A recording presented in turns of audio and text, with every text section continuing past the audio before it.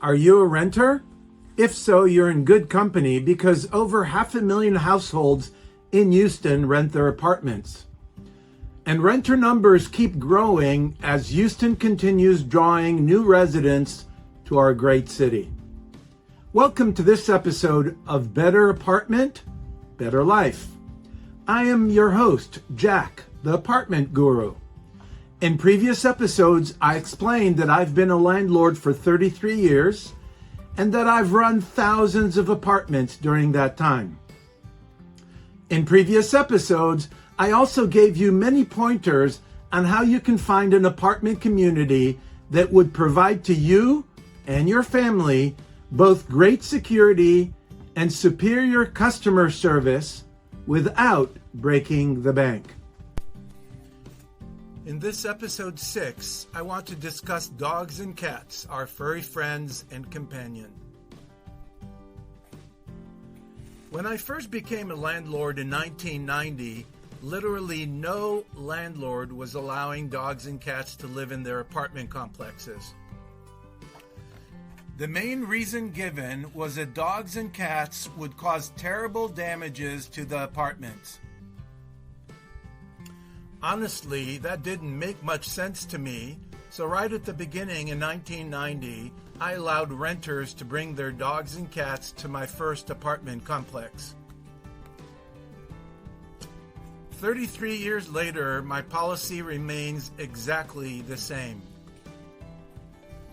Why did I think that the policy of not allowing dogs and cats was wrong? Because that policy is discrimination, plain and simple.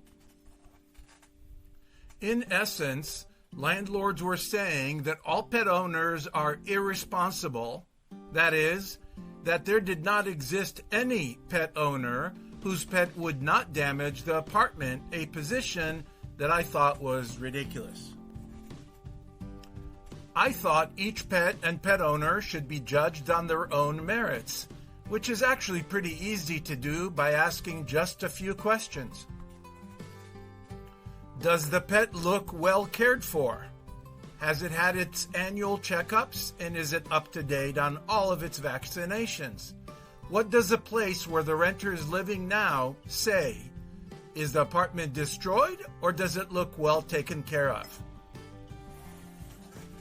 We have done the above checks over 1,000 times over the past 3 decades, and not surprisingly, we have found that there are many very responsible pet owners, and we have always loved renting to them. Have we been wrong sometimes? Of course. But we have occasionally been wrong about non-pet owners too, and that's just the cost of doing business. Well, it took the apartment industry about 25 years, but finally, other apartment complexes realized that their pet policy was all wrong, and now most quality apartment complexes allow pets on their properties. But stupid habits die hard, so most apartment complexes still have weight and breed restrictions, and those restrictions are ridiculous too. Weight and breed restrictions are discrimination because these apartments are essentially saying that all dogs of a certain breed or above a certain weight are bad, and that is simply BS. Westview Forest, the property that I run, is full of the sweetest pit bulls you could ever want to meet. Heck, most of them would win Miss Congeniality if there were such a contest for dogs. I can tell you that because I've personally met a lot of the dogs at Westview Forest. As to weight, we had a wolfhound at the property last year, they relocated to another state, who must have weighed 150 pounds, and not only was he not aggressive, he was afraid of people. Bottom line, just like you cannot judge people by their skin color, you cannot judge dogs by their breed or their weight. End of story. What every apartment complex should want to avoid is aggressive dogs, regardless of their breed or their weight. Is it hard to figure out which dog is aggressive? Heck no. Before we approve a new prospect who has a dog, we check with where they lived before and we meet the dog. Did the previous place have any issues with this dog? And when we meet the dog, does it want to lick our hand or growl and bite it? Figuring out which dog to accept and which one to reject is not rocket science. It is true that sometimes an owner will try to excuse their dog's aggressive behavior, saying, well, we lived in a house before and Fido was trained as a guard dog, so that's why he's growling.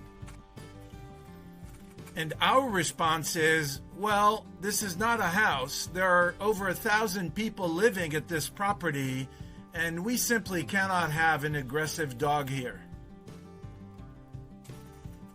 But frankly, that's the exception.